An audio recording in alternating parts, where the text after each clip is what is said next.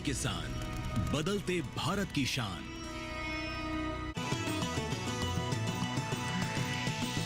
DD किसान, बदलते भारत की शान।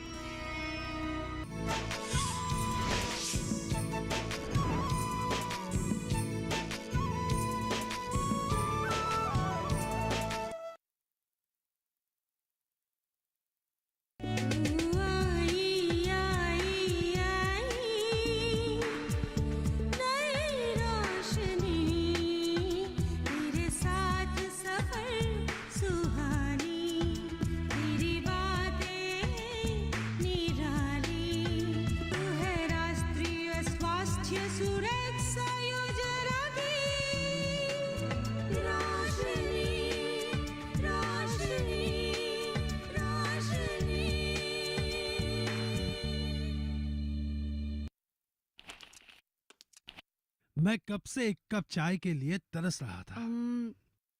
मुझे तुमसे एक जरूरी बात करनी है। जरूरी बात है? हाँ। बोलो तो क्या बात है? उस दिन जब हितेश बर्मन हमारे घर आए थे, तब मैंने उनकी सारी बातें सुन ली और मेरे ख्याल से तुम्हें उनकी बात मान लेनी चाहिए। तुम क्या कह रही हो? मैं कैसे उनकी बातें मान सकता हूँ? तुम्हें पता भी है कि तुम क्या कह रही हो? हाँ, मैं जो भी कह रही हूँ सोच समझ के कह रही हूँ। देखो, मैं एक डॉक्टर हूँ, सरकारी हॉस्पिटल में काम करता हूँ। लोगों के भलाई के लिए सरकार जो भी योजनाएं लागू करते हैं, उस पे सहयोग करना मेरा कर्तव्य है, नहीं तो मेरा नौकरी जा सकती है।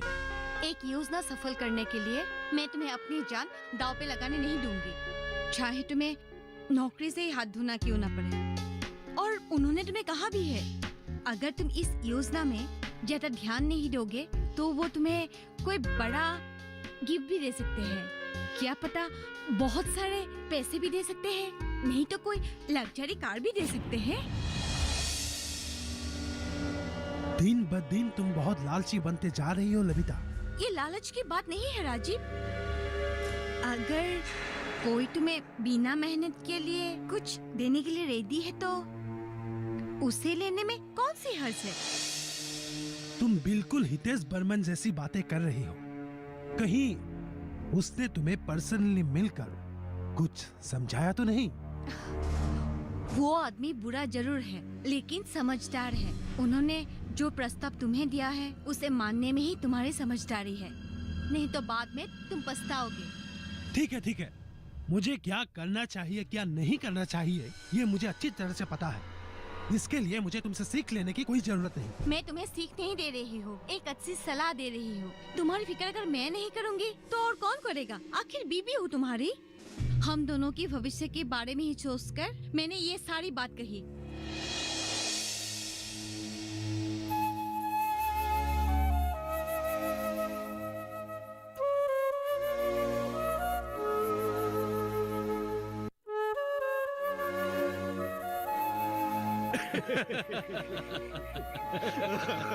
मालिक, मुझे लगता है आपका छाल काम कर गया है।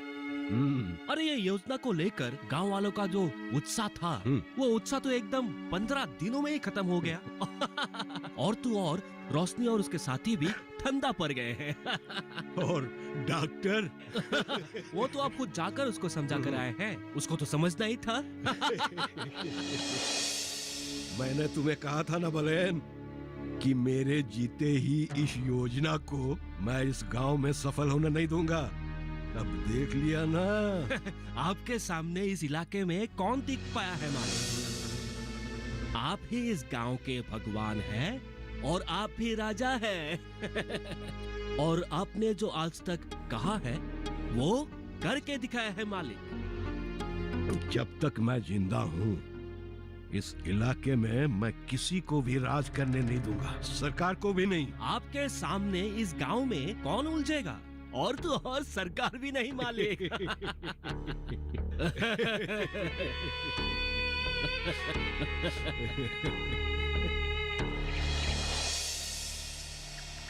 प्रॉब्लम सिर्फ तुम्हारा नहीं है, मेरे घर में भी एक ही प्रॉब्लम है। उस दिन हितेश बर्मन मेरे घर आया था। आपके घर? हाँ, क्या कहा उसने? उसने मुझे पैसे की लालच दी और एक तरीके से वो मुझे धमकी भी दी। आपने क्या कहा? मैंने कुछ नहीं कहा, उसका प्रस्ताव सुन लिया और उसे जाने दिया। लेकिन असली प्रॉब्लम शुरू हो गया उसके जाने के बाद।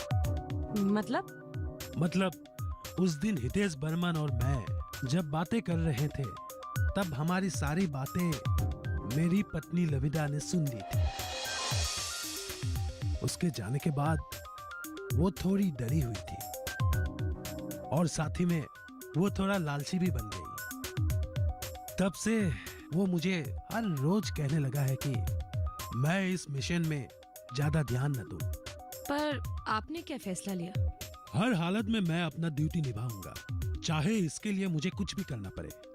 हाँ, फिलहाल लविता थोड़ा बहुत डरी हुई है, मैं उसे समझा लूंगा, बाद में वो ठीक हो जाएगी। मैं भी इस योजना में जरूर काम करूंगी। किसी भी हालत में मैं अपनी कदम नहीं पीछे हटाऊंगी। हाँ, एक स्वच्छ आशा कर्मी का मनोबल ऐसा ही होना चाहिए। तुम लोग चिंता मत करना, हितेश बर्मन तुम लोगों का कुछ नहीं बिगाड़ पाएगा। मैं हूं ना तुम लोगों के साथ। मुझे मालूम है सर, लेकिन हमें लोगों को फिर से समझाना पड़ेगा। कुछ दिन ये सब घटनाओं के कारण हम लोग भी ठीक से काम नहीं कर पा रहे हैं, इसलिए हमें फिर से एक नई उम्मीद के साथ काम शुरू करना पड़ेगा। हाँ जरूर। अच्छा, निर्माली और प्रणामी का क्या खबर है? उन लोगों को भी किसी ने धमकाया है क्या? हाँ सर, उनके घर वालों को भी हितेश बर्मन की लोगों ने उल्टा सीधा पाठ पढ़ाया है, लेकिन निर्माली और प्रणामी ने सब कुछ संभाल लिया है। अच्छा, ये तो बहुत अच्छी बात है। ठीक है सर, तो मैं अब चलती हूँ। जाओ, चिंता मत करना, सब कुछ ठीक हो जाएगा। ठीक है सर।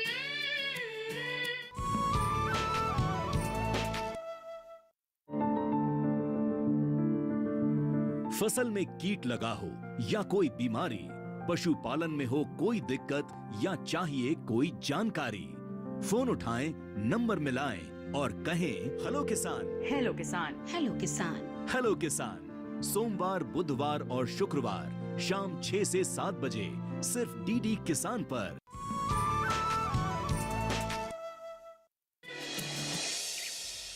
मालिक, जब मैंने सुना कि मोहिम चाचा का देहांत हो गया है, तब मेरे मन में यह बात आया कि यही सबसे अच्छा मौका है लोगों को इस योजना के विरुद्ध भड़काने के लिए। तो मैं देरी ना करके तुरंत वहां पहुंच गया और लोगों को कहने लगा कि देखो क्या हो गया। मैंने आपसे पहले ही कहा था, लेकिन आपने मेरा बात एक भी नहीं सुना। मैंने पहले ही कहा था कि आप लोग सरकारी दवाई मत लो, ऐसा घटना हो जाएगा। अब हो गया। महिम चाचा ने सरकार से दिया हुआ मुफ्त की दवाई खा लिया था और उसके बाद क्या हुआ? मोहिम चाचा का मौत हो गया। वाह, ये तो तुमने बहुत चालाकी का काम किया है। शाबाश बोलेन, शाबाश। आशीर्वाद अरे कीजिएगा जीते रहो, मालिक। जीते रहो। आपके साथ रह रहकर मैंने भी तो थोड़ा बहुत सीख लिया है। हाँ, सो तो है। लेकिन मालिक, असली बात क्या है आपको पता है? क्या? मोहिम चाचा का उम्र था 84। उसको तो जाना ही था। उसका स्वाभाविक मृत्यु हुआ था और मेरे ख्याल से उसने मुफ्त की दवाई लिया भी नहीं था। लेकिन ये बात किसको पता था? क्योंकि वो बिल्कुल अकेला रहता था। और मोहिम चाचा ने अपनी बीमारी का इलाज किया भी कि नहीं, किसी को पता नहीं था। और इसका फायदा मैंने पूरा उठा लिया और लोगों के मन में जहर फैला दिया। लेकिन लोग माने कि नहीं? कैसे नहीं मानेंगे मालिक? मैंने सारी बातें इस तरह कहा कि लोगों को मानना ही पड़ा। तो हमें क्या करना चाहिए? पहले जहाज से दवाई खरीद के लिया करते थे, वैसे ही दवाई खरीद के अपना बीमारी का इलाज करो। मुफ्त का दवाई हम नहीं खाएंगे। मुफ्त का इलाज हम नहीं करेंगे। शाबाश बोलेन, शाबाश। आज तूने साबित कर दिया कि तू मेरा खास आदमी है। देखिएगा मालिक, कल से हमारे दुकान में लोगों का भीड़ लगा रहेगा। जरूर जरूर, क्योंकि तूने उन्हें मेरे दुकान आने की दवा जो पिला दी है।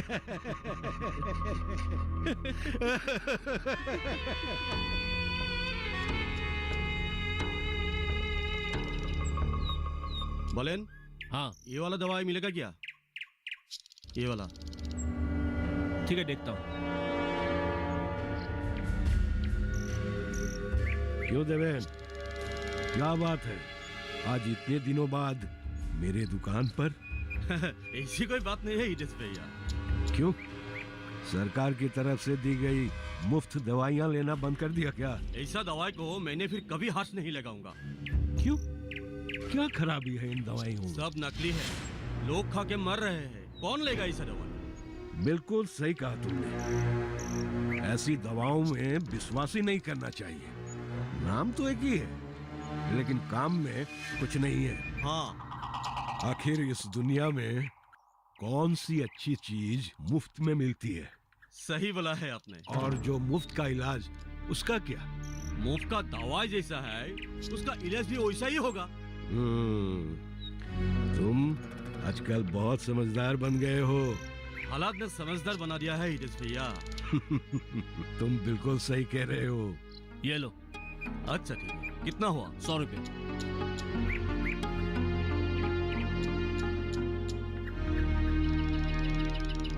अच्छा चलता हो हितेश भैया। हाँ जाओ।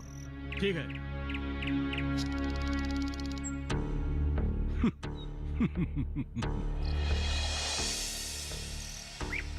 अच्छा, अब मैं समझा। हाँ सर, अब गांव के लोग पूरी तरह से डर गए हैं। उनके मन में ये बात बैठ गया है कि सरकार की तरफ से दिए गए ये मुफ्त का इलाज और मुफ्त के दवाई में गड़बड़ है। दरअसल मोहिम चाचा के मौत के बाद ऐसा हुआ है। इन लोगों ने ऐसा बना दिया जैसे कि सरकारी दवा लेने के बाद मोहिम चाचा का मौत हो गया। लेकिन असल बात तो ये है कि मोहिम चाचा ने कभी दवा ली ही नहीं थी। हाँ सर, ये लोग एक मौका ढूंढ रहे थे और इन लोगों को एक मौका मिल गया। अब ये लोग इसका पूरा फायदा उठा रहे हैं। हाँ सर, निर्मला दीदी बिल्कुल सही बोल रही हैं। सर, अब आप ही बताइए कि हम लोगों को कैसे समझाएं कि ये सब हितेश बर्मन ने अपने फायदे के लिए किया है। हाँ सर, अब आप ही कुछ उपाय दे सकते हैं। ये सब समस्या अब तुम लोगों को ही सुलझाना होगा, क्योंकि तुम लोग गांव को और गांव वालों को मुझसे ज्यादा अच्छी तरह से जानते हो। तुम लोग गांव वालों के घर पे फिर से जाना और उन लोगों को फिर से समझाना। देखिए, हमारे गांव के 1-2 मुनाफाखोर लोग अपने स्वार्थ के लिए आप लोगों के बीच में गलत बातें फैला रहे हैं। आप लोग इन लोगों के बातों में मत आइए।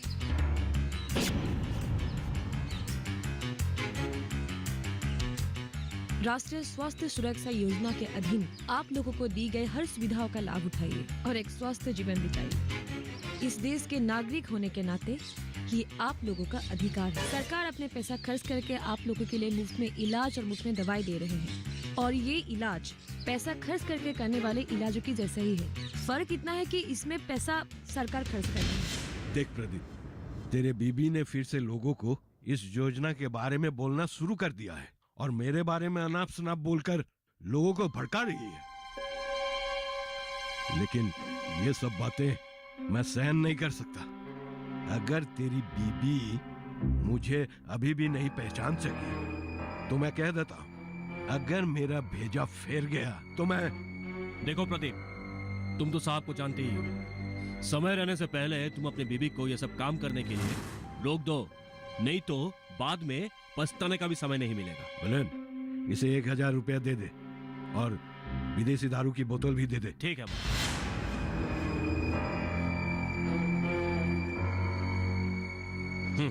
लो, और ये लो।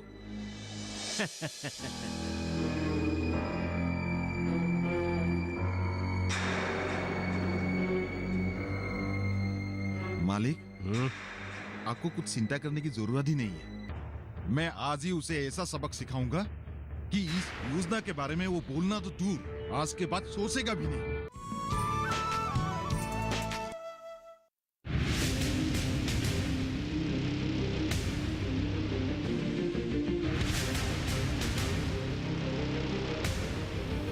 जब तपती है धरती, सूरज उगलता है आग, ठंड में जब सर्दी जमा देती सबके हाल, सब छुप जाते अपने अपने घरों में, तब बाहर निकलता सिर्फ एक इंसान, भरने के लिए हम सबका पेट, खून को पसीने की तरह देता बहा, थक जाता, झुलस जाता, हो जाता बीमार, तब उसकी सेहत का ध्यान रखता सिर्फ डीडी किसान।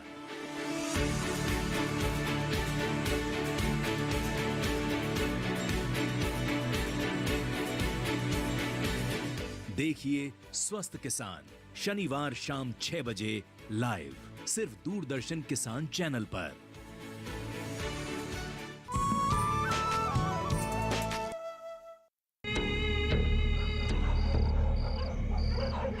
रोशनी, ए रोशनी, रोशनी बड़ा! इतना चिल्ला क्यों रहे हो? चिल्लाऊंगा और चिल्लाऊंगा।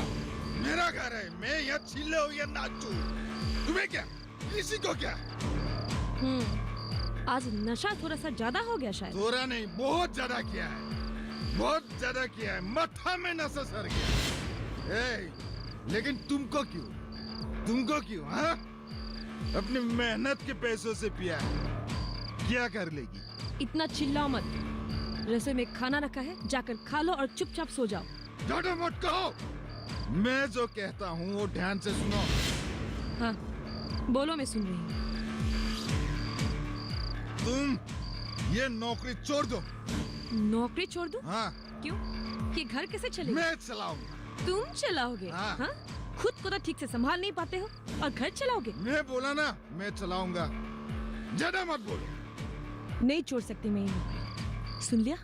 तो ठीक है, नौकरी मत छोड़ो, लेकिन ये जो मुफ्त की दवाई, मुफ्त की इलाज, ये सब बंद करो। बंद करो? क्यों बंद करो? किस लिए बंद करो? ये योजना गांव वालों की भलाई के लिए है और ये मेरा फर्ज है कि मैं उन लोगों के घर में जाकर उन लोगों को समझाऊं। मैं बोला ना, इसलिए। अगर नहीं छोड़ा तो क्या कर लोगे? क्या कर लूंगा? हाँ? क्या कर लूंगा? छोड़ो मुझे! मुफ्त की दवाई देगी? मुफ्त की इलाज?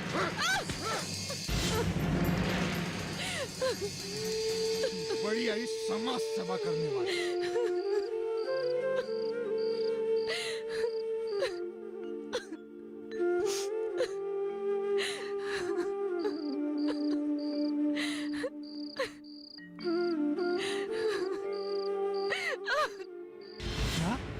कब हुआ ये सब? कल रात को सर। सर, प्रदीप भैया ने रोशनी दीदी को बहुत बेरहमी से पीटा है। कोई अपने बीबी को भला इतना मारते हैं क्या? सर, मेरे ख्याल से हितेश बर्मन ने प्रदीप भैया को उकसाया होगा ताकि इस योजना के काम से रोशनी दीदी हट जाए, इसलिए उसने ऐसा किया होगा। हाँ, तुम बिल्कुल सही बोल रही हो। मैं भी यही सोच रही हूँ। सर, हमें जल्द से जल्द कुछ करना होगा। हाँ सर। वरना भगवान जाने आगे क्या होगा। हाँ सर। चलो, हम लोग अभी रोशनी के घर जाते हैं। हाँ सर। ये तुमने बहुत गलत काम किया है प्रदीप। कोई किसी को ऐसे पीटते हैं? भला अपनी बीवी को? रोशनी दीदी जो कर रही है उसमें पूरी गांव की भलाई है। अरे ये तो रोशनी दीदी की फर्ज है। आप रोशनी दीदी को खामोखा चौक कर रहे हैं और उस दिन मुझे ऐसे ही बुरा भला कहा था। आप ये ठीक नहीं कर रहे हैं। अब ये मत समझेगा कि रोशनी दीदी अकेली है, हम सब उनके साथ हैं। नबील बिल्कुल सही बोल रहा है प्रदीप। तुम रोशनी को अकेला मत समझो, हम सब उनके साथ हैं। और एक बात है, ये सरकारी योजना है, तुम जानबूझकर इसमें बाधा डालने की कोशिश मत करना, वरना तुम सरकार की नजर में दोषी बन जाओगे और तुम्हारा जेल भी हो सकता है। और आप फिर से हितेश बर्मन की बहकाव में आकर ऐसी हरकत मत कीजिएगा, नहीं तो हमें आपके खिलाफ एक्शन लेना पड़ेगा। तब हम भूल जाएंगे कि आप रोशनी दीदी के पति हैं।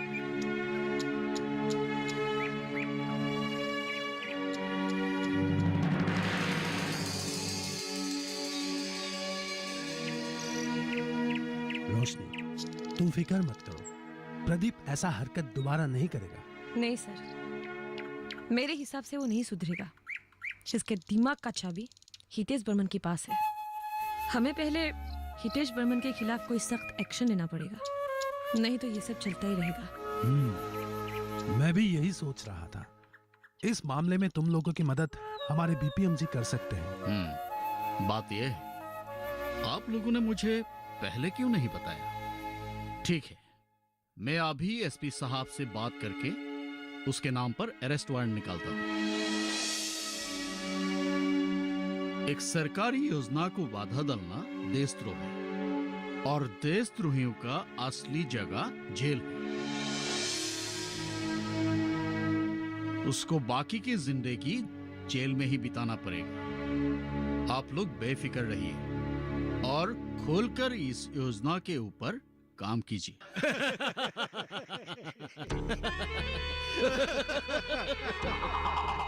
क्या कहा तुमने? है? तुमने अपने बीबी रश्मि को खूब पीटा।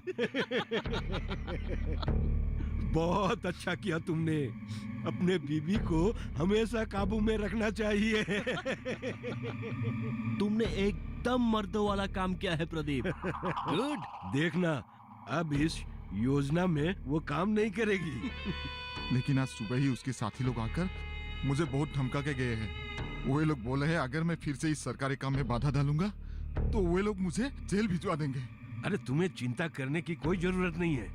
मेरे होते हुए कोई तुम्हारा बाल विवाह का नहीं कर सकता। हितेश बर्मन नाम है मेरा, हितेश बर्मन।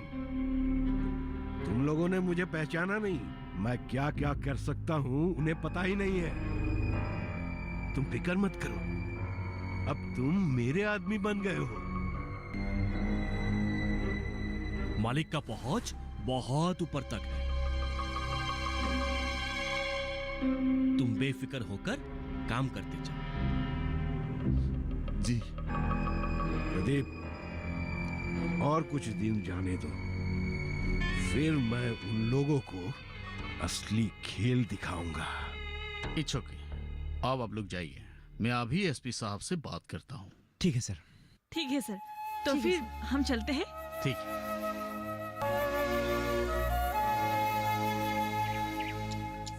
हेलो।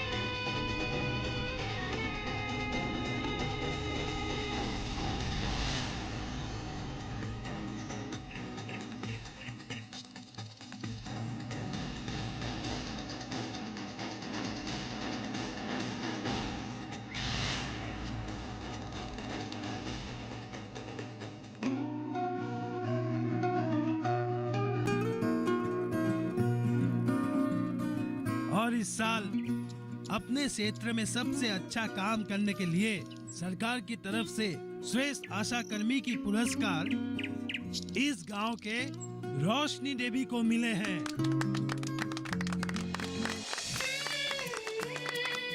और ये पुरस्कार डिस्ट्रिक्ट हेल्थ ऑफिसर अपने हाथों से खुद रोशनी देवी को देंगे। रोशनी जी।